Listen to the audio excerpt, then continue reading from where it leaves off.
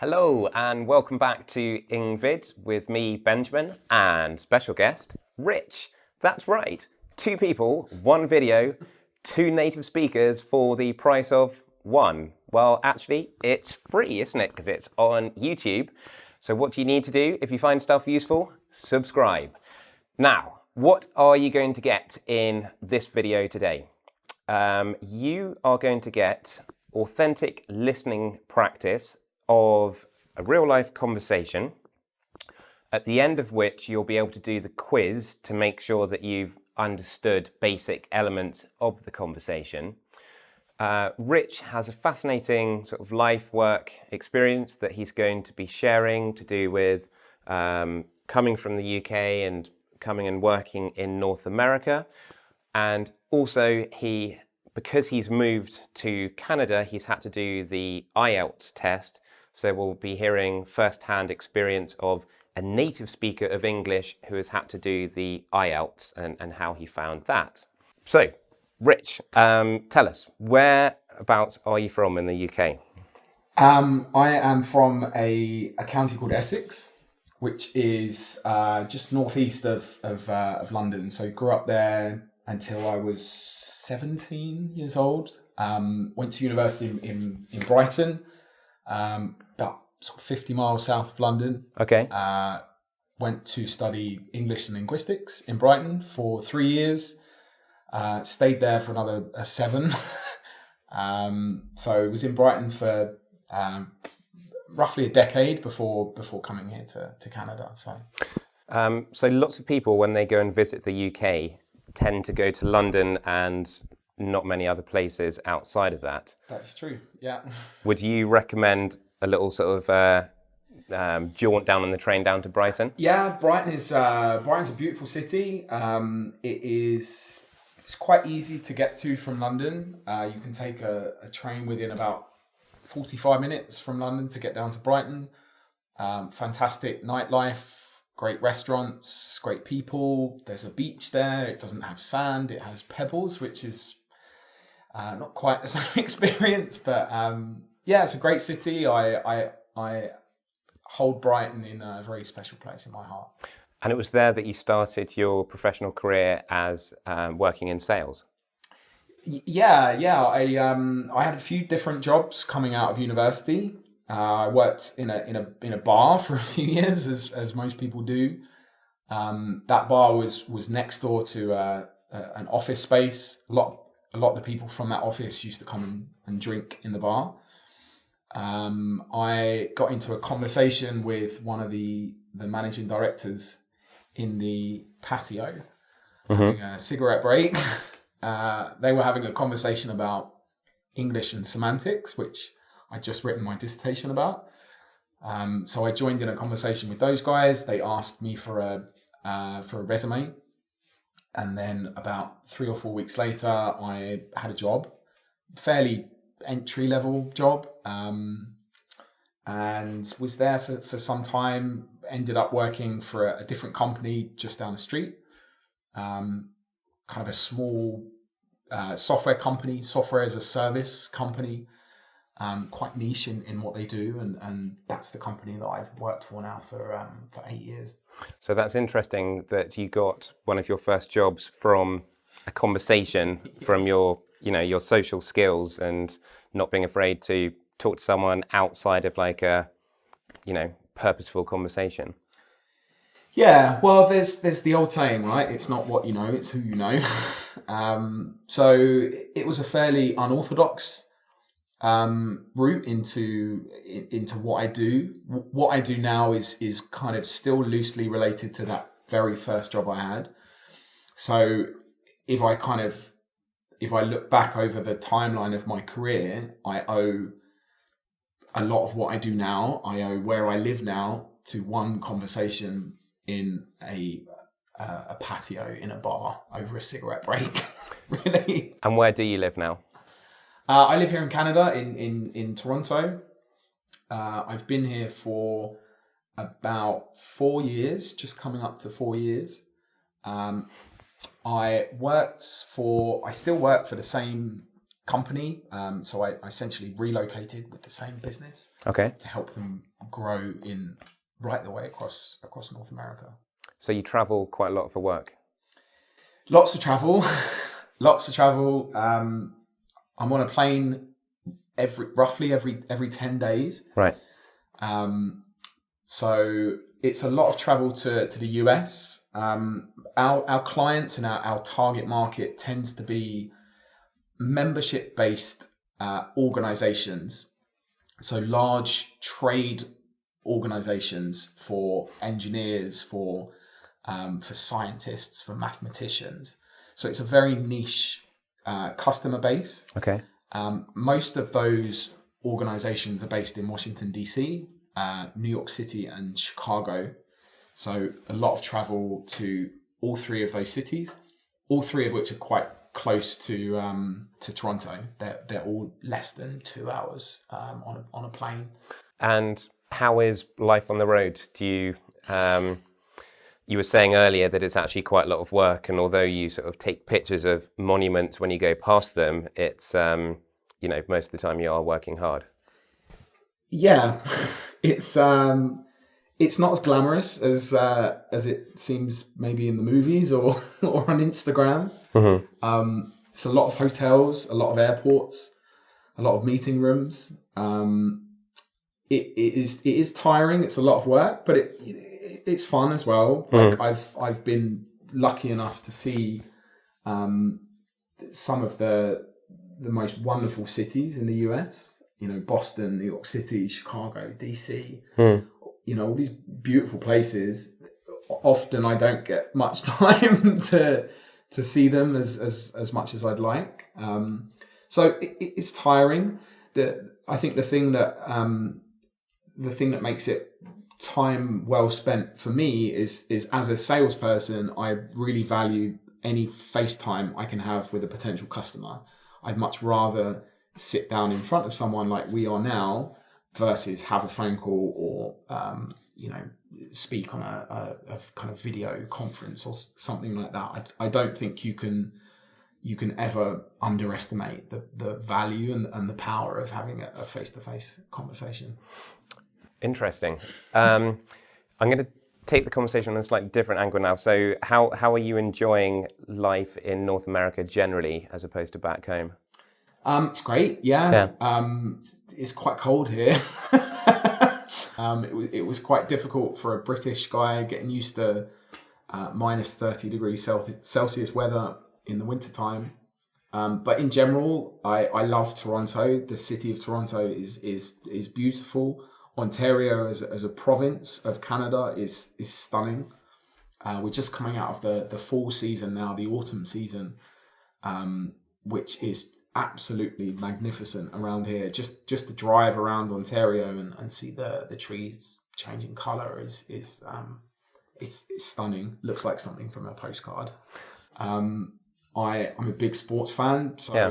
I mean, there's as much sport as you could possibly ever watch in a lifetime. You've got used to ice hockey. Yeah, I still get told off for calling it ice hockey and not hockey. Right. But yeah, I enjoy watching the Maple Leafs. The Toronto Raptors had an incredible summer this year. They won the NBA championship, which was basketball. Basketball. Yeah, that was incredible. There were tens, if not hundreds of thousands of people pouring onto the streets of Toronto, partying until 3:00 in the morning when they won the championship. So it's great as a sports fan. This is a really cool place to be, quite literally, weather-wise. And in terms of differences between here and back home, I mean, when I first met you, you were talking about how you had to adjust the way you were speaking in business, and you had to kind of slow your speech down, and that you were able to be a bit more direct. Would you say there are communication differences between? I think in business, yes. Socially, not so much. I think I don't have a problem so much with my British accent in Canada. Canada, Toronto especially, is a very diverse place. More than 50% of people that live in Toronto were not born in Canada. So it's in fact, one of the most diverse cities in the world. Mm-hmm. So here in Toronto, I don't have too many barriers. In fact, I don't think I have any barriers socially. Business is slightly different. I deal with Americans quite frequently. I think in some parts of America, a British accent is less common. So as a result, I do have to slow things down a bit, just so they can pick up on certain words. Numbers is an interesting one. Okay. So if I say the number 14, I have to say 1414. I cannot just say, this costs $14,000. I have to say this costs $14,000. Why? What do they think you're saying? 40. Right. 14 is, that's a small nuance to pick up in a unfamiliar accent for them. Not for all of Americans. There's 350 billion of them, so I cannot generalize everyone. But I'd say in for some people that's a challenge, and I think I don't want to expect them to have to pick up on that. If I understand and I know that that's challenging for some people, I want to make sure that I'm being conscientious enough to help them understand, because I'm trying to be a consultant to them as a business contact. So that's an important consideration. And one of the things you had to do coming to Canada was to do this IELTS. Yes. Was that a surprise to you that you were going to have to do that? It was a surprise initially. I studied English in England. So it was a little bit surprising when I was told that as part of my application for permanent residency here in Canada, I was required to do the IELTS test. That being said, it was an interesting experience. It was actually the first exam that I'd sat since I left university in 2009. So just sitting an exam was quite an interesting experience. And you said to me earlier that you sort of aced top marks in the speaking, as no surprise there, the listening, the reading, but the writing you found slightly difficult. What do you think people might need to sort of be aware of? Was it difficult to say? I think the interesting part about the writing component of the test is you don't know the situation that you're going to be given. So as I did some not so much practice, but I watched some YouTube videos just like this one. I read up on experiences that other people had when they were sitting the exam. Looked at some example questions. I even found some example tests online. But I think the writing component is quite situational. So they give you a unique situation that you need to replicate or to put yourself into. So I guess in that way it was a challenge, because it was a new scenario for me to try and replicate in some capacity. Do you think for students who are trying to improve their writing, what kind of things do you think they should do? Is it about building their vocab, or what would you say? So I think for the writing part, writing is almost becoming a lost art. I mean, the scenario that I was given was primarily around letter writing, and it's very rare. I mean, for me personally, but I think for a lot of people, to write a letter now.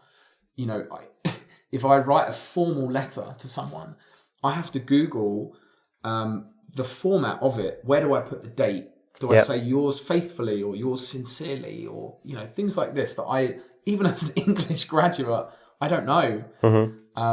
So I think practicing things like that. If you find yourself in situations in real life where there's an opportunity to write a letter versus send an email, that even just practice it, throw it in the trash, and then write an email. I mean, one of the problems about the computer is you can always rely on Google Translate to sort you out. Whereas if you're doing it kind of by hand, then you're hopefully using a dictionary if you need one rather than a computer. Yeah, exactly. A handwritten letter is it's a beautiful thing, but it's not so much a common thing anymore. So it sounds like this one job has, kind of launched you. You've come out here. You're having this exciting life out here in Canada. So I guess the lesson to learn from that is, well, A, to stick with a good job when you have one, but also to make the most of opportunities when they come your way. Yeah, I think, so for this position, when I was very young, I watched a lot of American movies and had the American dream, so to speak. Our company had been, we've had a small number of US customers for quite a long time now, actually over a decade. But there had long been a desire to really put roots in North America, put people here, put sales people here, put marketing people here, put project management people here. And I knew that I worked for a business that wanted to do that, and I knew that I loved the America that I saw in the movies. So there is a British culture, as you'll probably know, of going down the pub on a Friday after work with all the staff and with your boss, and sometimes even your boss's boss.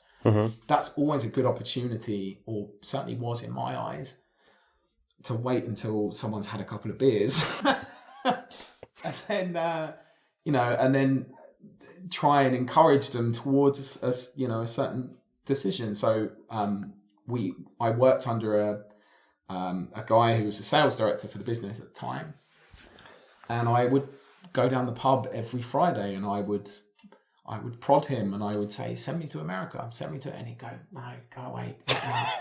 But I did it again the next Friday. I'd be, "Hey, send me to America," and I did this for 6 months. And one day I got a phone call on a Saturday morning in my bedroom in Brighton. I got a phone call from that guy, and he said, "I can't get you to America, but I can get you pretty close. I can get you to Canada." Amazing.